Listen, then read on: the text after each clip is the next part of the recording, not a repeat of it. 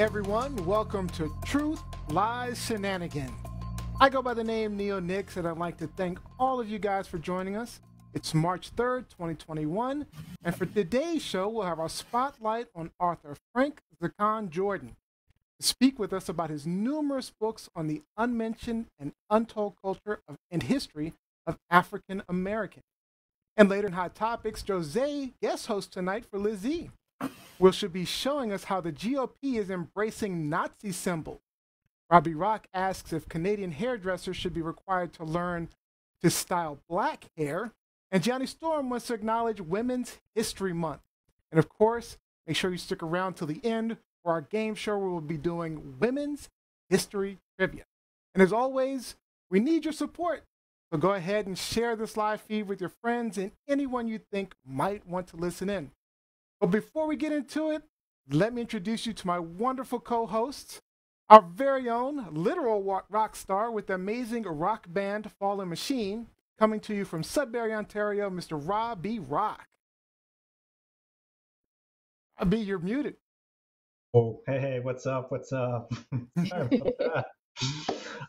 Yes. So you can tell that I'm in need of a little bit of time off, which I've treated myself to in the pandemic. I decided to use my vacation time to do some bookends on the weekend.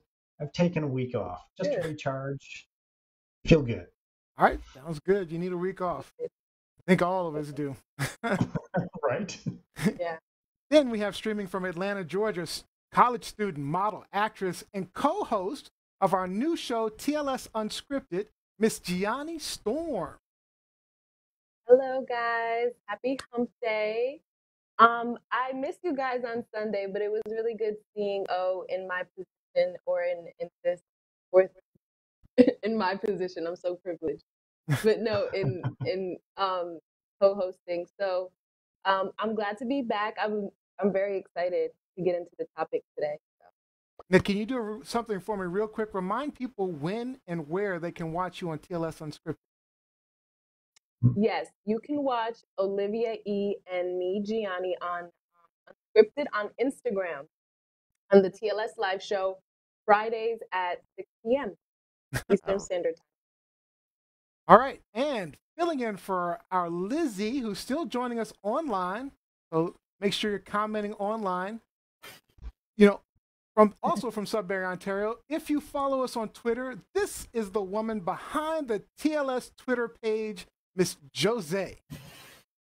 It's me. Thank you so much for having me. I'm super excited for tonight. Welcome back to the show, Jose.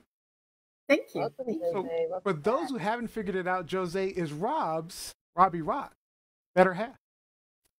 She is. And she's an awesome addition Let's to note the show. Better half.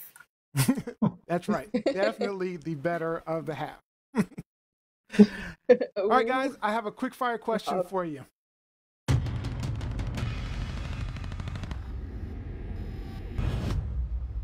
Six Dr. Seuss books have been pulled by the publisher for racist content. But here's my simple question.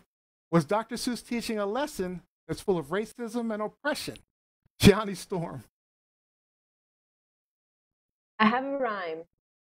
Today, you are you, that is truer than true. Seuss's books represented Black people. The percentage is 2. Jose. Awesome. I have a little rhyme myself. Ignorance is bliss. Should you live in this? No tolerance to be discriminant. Time for change is imminent. Imminent. I love it. And I love it. Oh. Was he doing something immoral? Maybe, because he lived in a time when all of that was normal. Robbie Rock. Values grow with time, with reason and rhyme. What was once thought of as great can now come off as hate. Use tolerance, understanding, and respect to figure out which images to vet. We know better now, so racist pictures, disallowed. Disallowed. All right. Good, guys. Okay, so the 6 books are And to Think I Saw It on Mulberry Street, If I Ran to the Zoo, McElligot's Pool, On Beyond Zebra, Scrambled Egg Super, The Cat's Quizzer. And I should point out, his daughter has since suggested a disclaimer instead of censoring And many libraries are fighting against censorship. Have any of you guys read any of these books, and did you find the imagery or words racist? I'll start with Gianni. Well, I I you ran through them fast, but I feel like I may have honestly, when I used to be young and look at Dr. Seuss books at the library, I would love them, like because they were so kooky and funny, and I would talk like that. But I do remember feeling like I don't see a lot of Black people, but at the time I felt like that was for every book. Like it was for a lot of popular books that I loved, honestly. So Uh, yeah. Robbie? It, I used to buy the books for the kids. I read the books to the kids, and I never ever came across any messaging that I can really recall as being overtly racist. But as I was looking at some of the images that we're talking about, I can appreciate where this is coming from. I can't remember which book it was specifically, but it shows just a long row of Chinese migrants coming through for the gold rush. And the way that they're depicted is very much a caricature of a Chinese person. They're all coming in with their little English bowler hats, little round glasses, little Fu Manchus, the buck teeth. And it's just like, okay, so the story isn't racist, but that image absolutely is. So, Sure. and like, it's like we've alluded to before, what was okay then doesn't doesn't hold up now, and it's good to see ideas evolving and changing.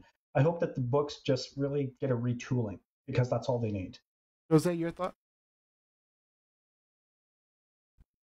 Read the books when I was younger. I even had a lot of the books, early 20s, to be honest with you. And it is amazing what you find now that you revisit it, because I don't remember those books as being as such. And now that I'm going through them and I'm looking at, the pictures, this is when I'm going, oh, hey, like this was wrong. And was it tolerant back then? No.